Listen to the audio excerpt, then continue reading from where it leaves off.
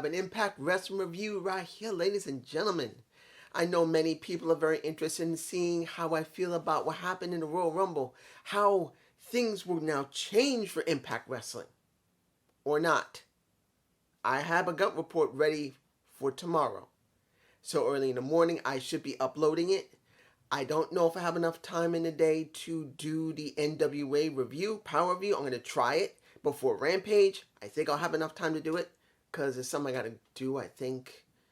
I'm not sure. There was something I was supposed to do tomorrow. I'm blanking on it right now. I think there was something I was supposed to do. Oh, yeah, now I remember what it is.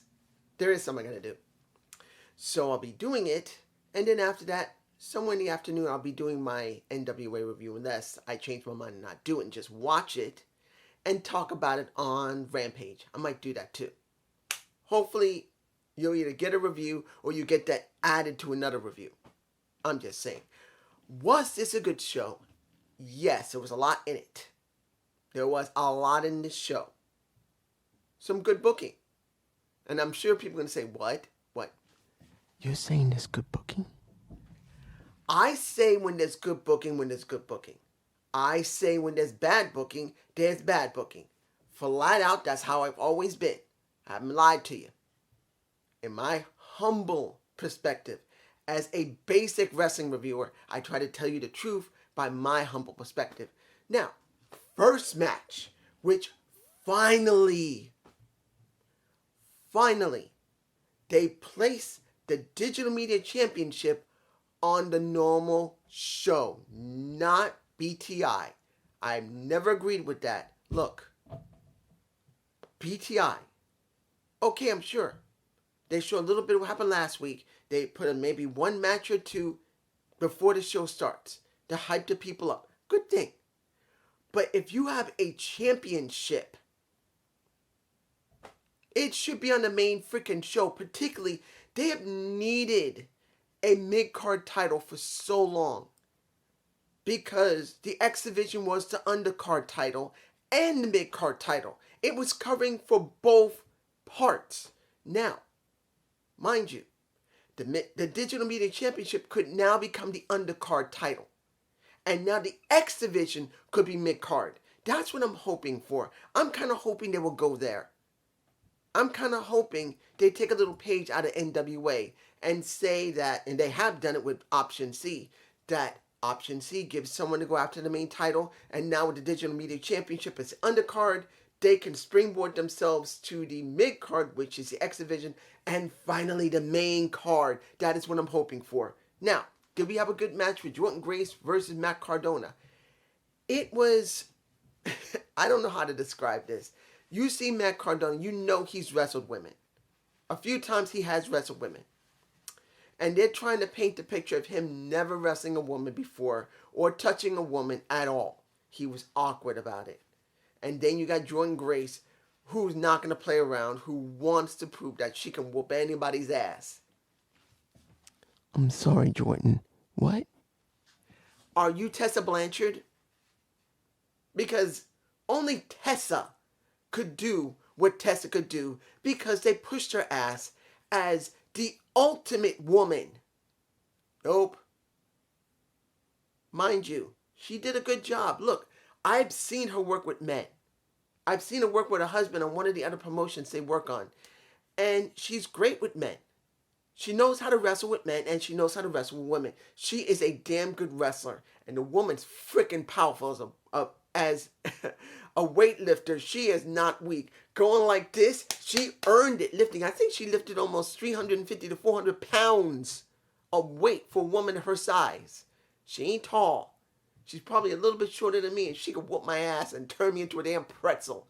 Oh, please, dude, don't be married. Please have me. But you get my point. Matt had to cheat. He grabbed the Digital Media Championship after he had been a little mangled by Jordynne Grace. He's holding it. The ref takes it from him. He gets a chair, shots her in the face, and he wins and he turns. And I said this, I even wrote it down before the ending of the show. If he loses, he better turn heel. And I was saying out loud, he better be turning heel. If he loses, he better be turning heel. Not only did he win, which makes sense because he was known as the first internet darling of professional wrestling. He got himself over with his own custom belt with his own face on it. He's the best person to run it. But he's a heel. GCW, he's a heel.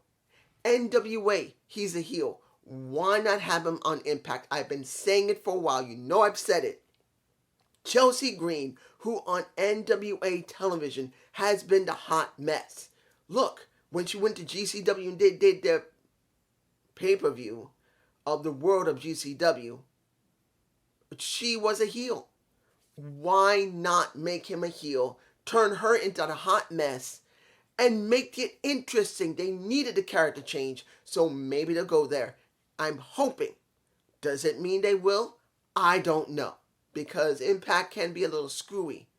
And they give him this moment, and then they make his ass job out. But then they let him keep the heel turn, which is stupid. He needs a title with the heel turn and the crazy hot bitch, his wife.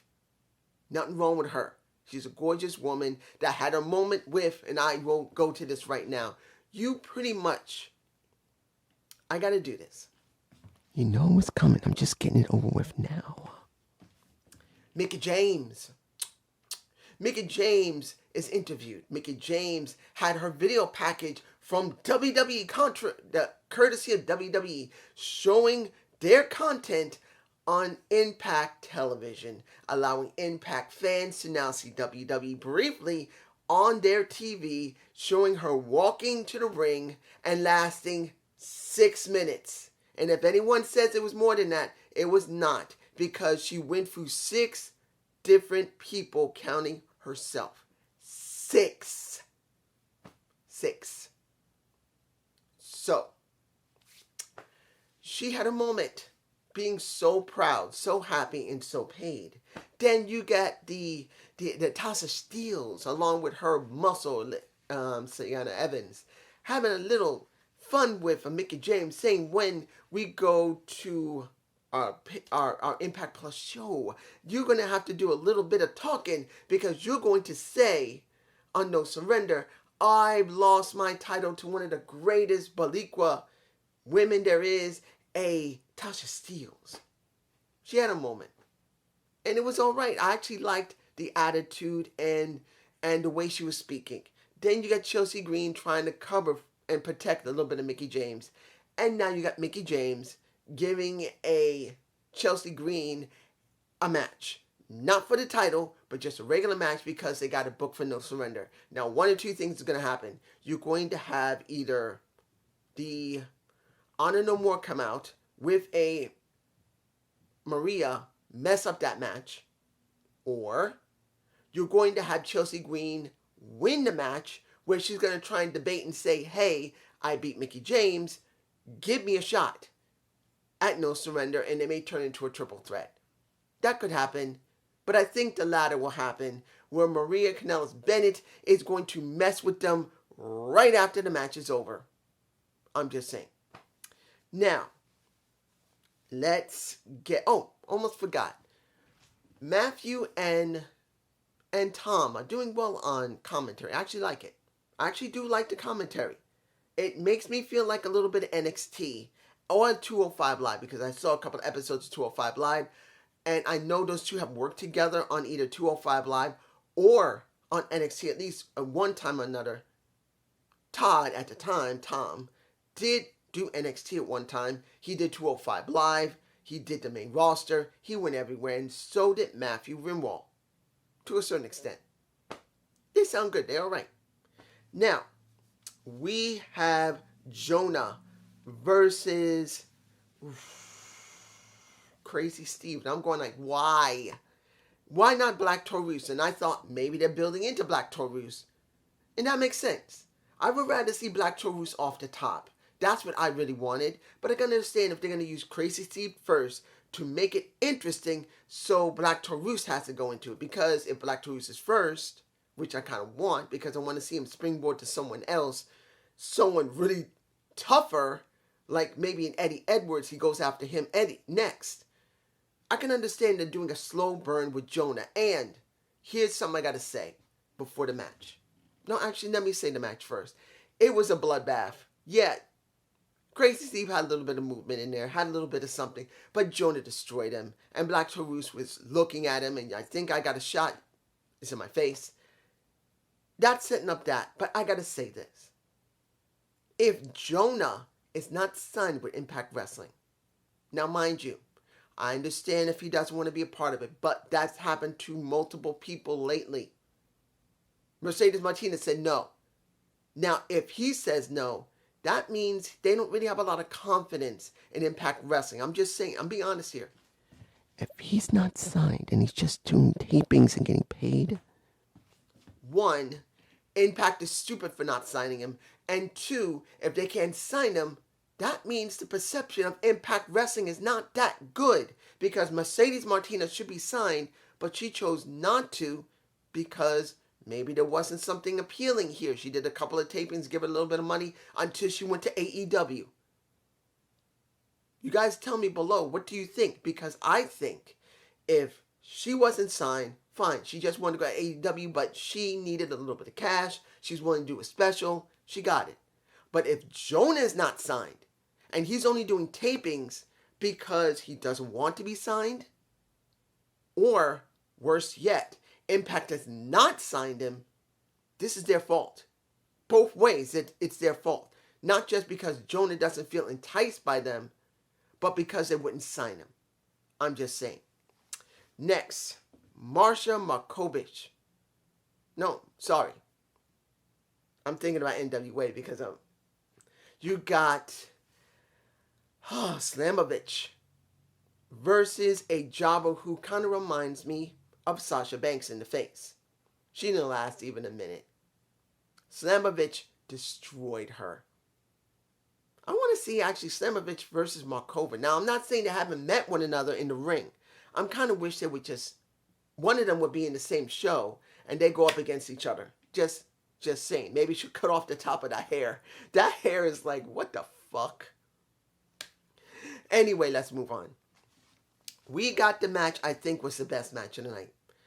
Maclin versus the Jordynne Grace husband. It's good to see that he's there. Gresham it's nice to see him there. And the way the match was actually quite nice. He stayed acting like he did if he was still doing an all-H pure match for the title. He didn't really change much. He did do a couple of forearms, but he generally kept the style that he was using, which is a good style. Very, very nice chain wrestling. And I gotta say this, that if he was at WWE, he'd be a manager.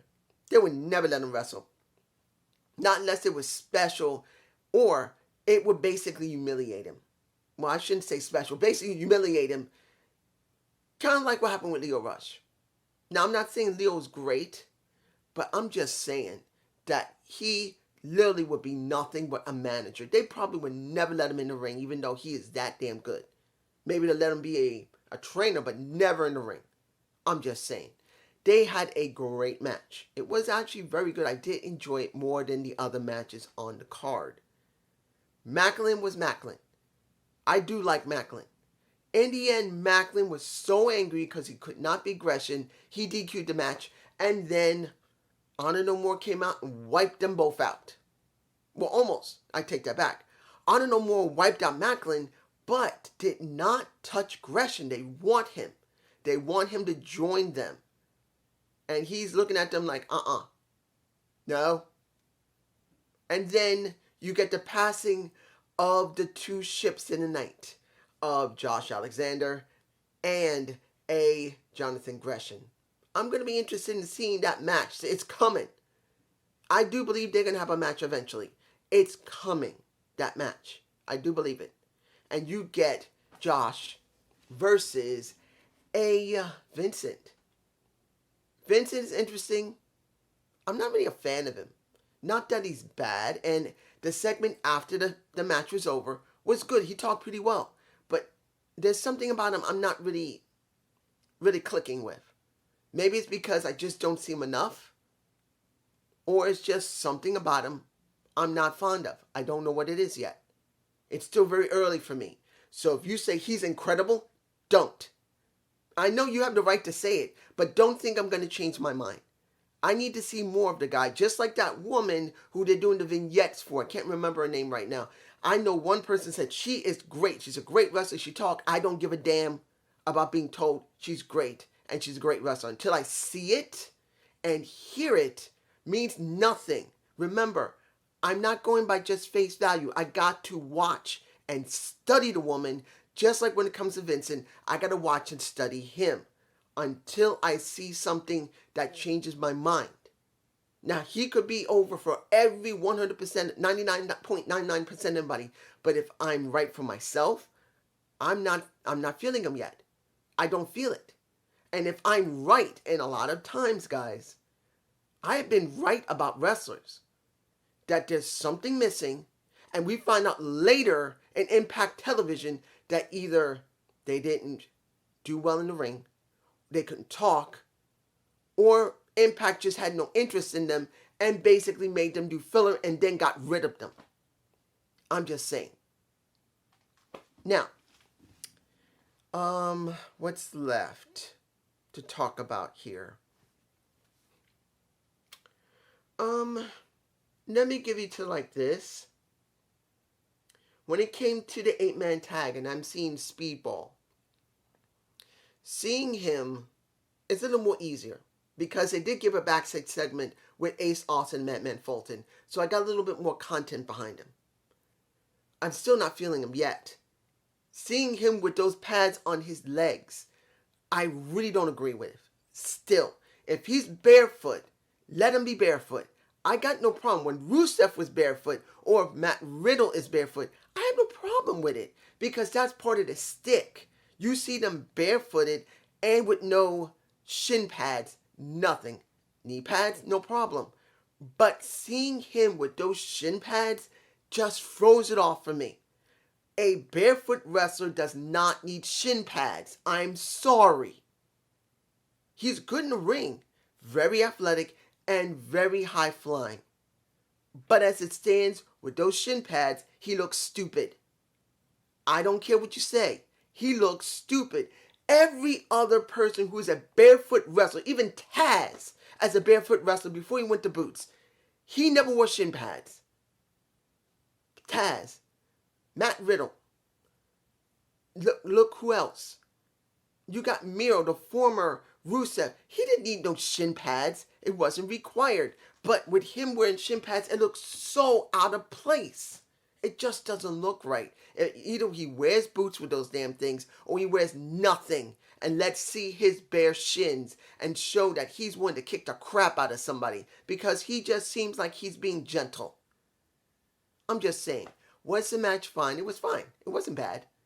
In the end, we get Bullet Club winning, but then they get beat up by Violent by Design and the Good Brothers, going along with what's going on with their storyline that the